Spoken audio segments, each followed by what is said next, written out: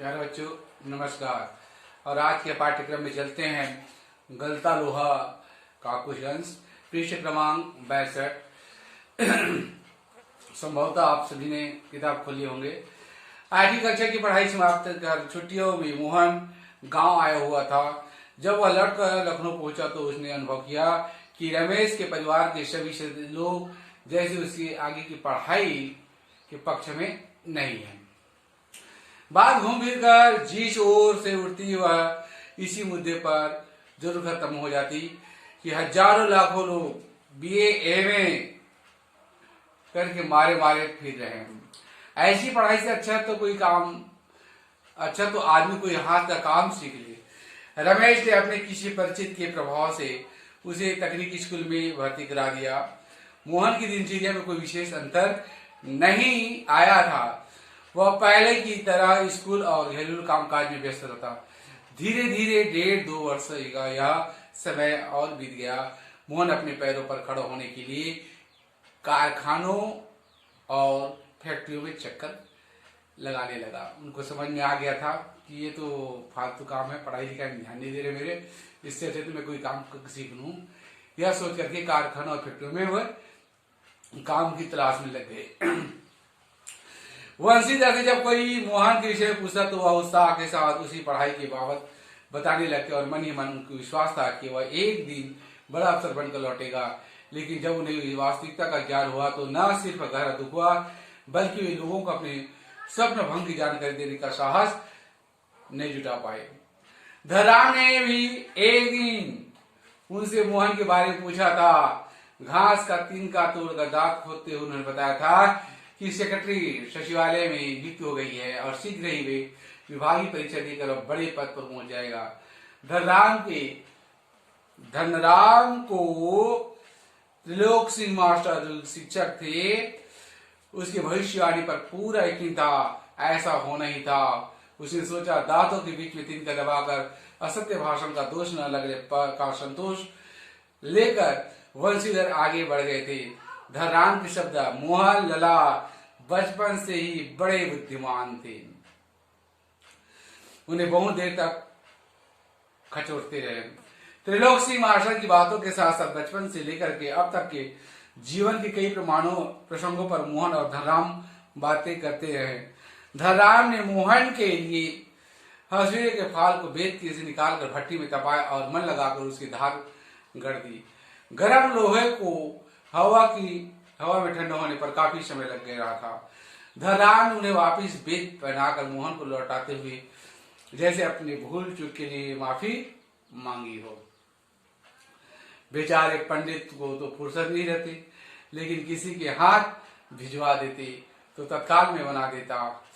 मोहन ने उत्तर में कुछ नहीं कहा, लेकिन हंसुए के हाथ में देकर वह फिर वहीं बैठा रहा जैसे उसे वापस जाने का कोई जल्दी नहीं रहा। मोहन आया हुआ है उनकी दुकान में और ऊंचे वर्ग के नीच जाति का बैठना समाज के खिलाफ है। लेकिन यहाँ पर देखिएगा मोहन हंसिया कर दे दिया है और धनराम उसको धार लगाने लगे हैं। तब तक वहीं पर बोरी में रखा हुआ कोयला है, गट्टी है, और वहीं पर जाकर के मोहन बैठा था।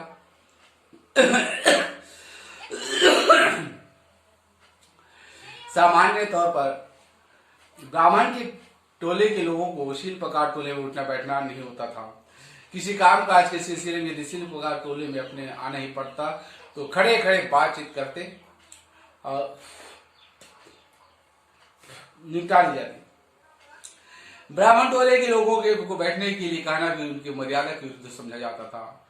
ध्यान रखिए बेटा, हमारे यहाँ कई लोग कहते हैं ब्राह्मण की दोस्ती करो, वहां तक तो ठीक है, लेकिन दोस्त ब्राह्मण के यहाँ खाना खाने से दोष लगता कहते हैं। यदि हम ब्राह्मण को भोजन नहीं करा सकते बेटा तो ब्राह्मण के यहाँ खाना भी उचित नहीं है। ये किंवदंती है और लोगों में अपवाद फैला हुआ है। और मेरे जितने भी दोस्त तो मेरे दोस्त तो शर्मा या पंडित लोगों की यहाँ बैठना उठना ज्यादा रहता है, क्योंकि चर्चा का विषय भी हमारा उनका जो अच्छा लगता है। ठीक है, तो यहाँ पर पिछले कुछ वर्षों से शहर में जा रहने के बावजूद मोहन गांव की इन समस्याओं से परिचित हो संभव नहीं था। धनराम मन ही मन उसके व्यवहार में असमंजस में पड़ा था। आश्चर्य, ब्राह्मण लोग तो बैठते नहीं, लेकिन मोहन तो आज बैठा हुआ है। लेकिन प्रकट में उसने कुछ नहीं कहा और अपना काम करता रहा। लोहे की एक मोटी छड़ को वो भट्टी में गलाकर धनराम गोलाई के रूप में मोड़ने की कोशिश कर रहा था और एक हाथ से संरस्सी पकड़कर जब वह दूसरे हाथ से हथौड़ी की चोट मारता तो न्याय पर ठीक नहीं गई। घाट में सिरा न फंसने के कारण लोहा उचित ढंग से मुड़ नहीं पा रहा था।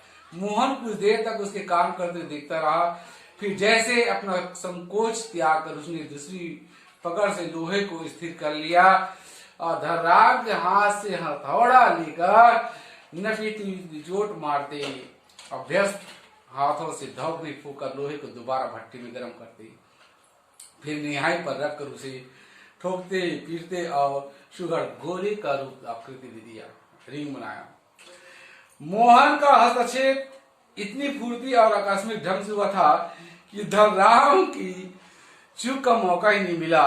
वह अवाक मोहन की ओर देखता रहा और उसे मोहन पन्ना पलटेंगे ये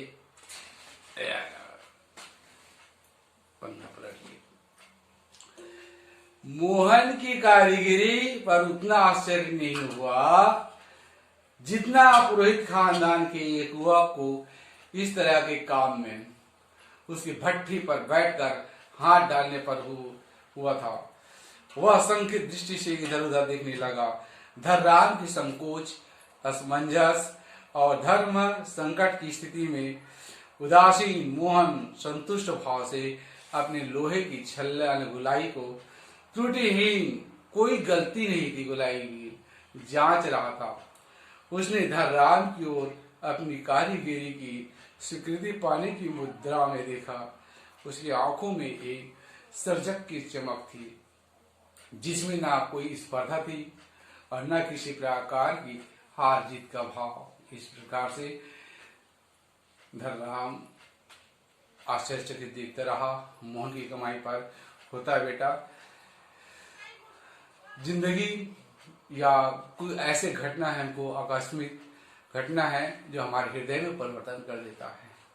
मोहन होनहार था, पढ़ाई में होशियार था और रमेश बाबू उसको पढ़ाने ले गए थे। वहाँ पढ़ाई लिखाई में ठिकाना नहीं और वापस आ गए थे और उदास थे, बहुत चिंतित थे मोहन कि कोई भी उसका काम दिए। इस कारण से मोहन का सहयोग के साथ साथ वो काम दोनों मित्र काम किए। इस तरह से पाठ का अंत समाप्त हुआ और इसमें कुछ प्रश्न उत्तर है बेटा, उस प्रश्न उत्तर को भी देख लेते हैं हल्का से। तो आप लोग जानते हो इस पाठ से भी परीक्षा में आना ही आना है और इसकी थोड़ी सी जानकारी दे दूं कि प्रश्न ये यार किताब पढ़ना भी पड़ते जाता। मास्टर त्रिलोक सिंह मोहन पर क्यों मुग्ध थे, क्यों प्रसन्न थे? तो इसके उत्तर इस प्रकार, मास्टर त्रिलोक सिंह मोहन की प्रतिभा और उसकी उच्च पारिवारिक पृष्ठभूमि के साथ साथ पृष्ठभूमि के कारण उस पर मुग्ध थे और उन्होंने मोहन में जो बातें पसंद आई थी वो इस प्रकार है। मोहन क्या था? मेधावी छात्र था और तेज बुद्धि का था प्रकार। पहला पॉइंट क्या गया?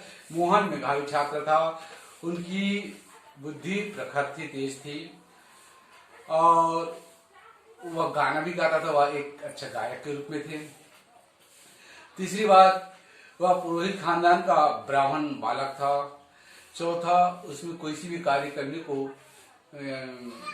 नेतृत्व करने का क्षमता था और एक बहुत मजे की बात है कि वह आज्ञाकारी लड़का था। सुनहु तात सुत बड़े भागी, मातु पितु गुरु वचन अनुरागी।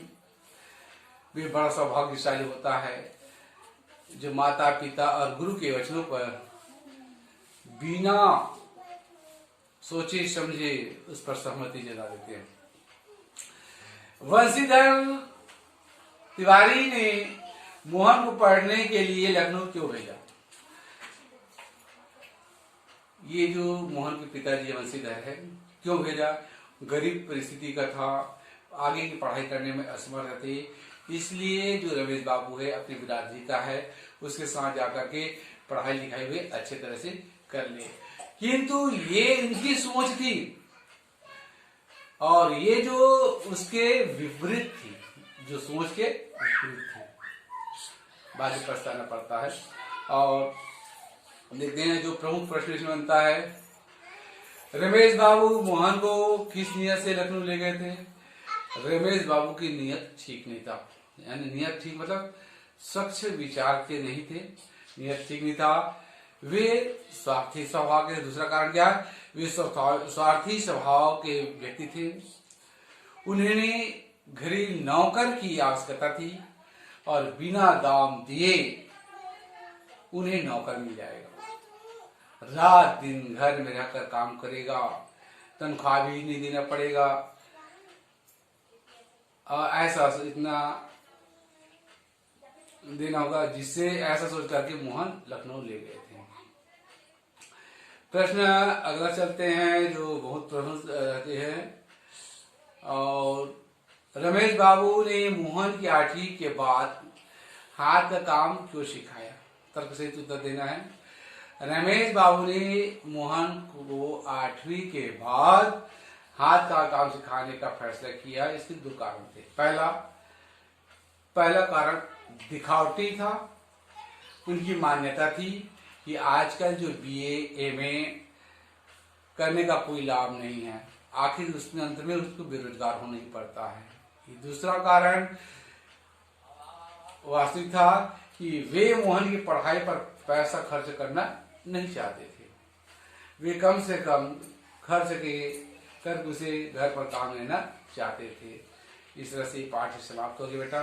और अभी जो असाइनमेंट का प्रश्न उत्तर है बड़े अच्छे ढंग से बनाना और बहुत सारे अपने ढंग की तैयारी करना। इस तरह से आज के पाठ्यक्रम को यही परिणाम दिया जाता है। जय हिंद।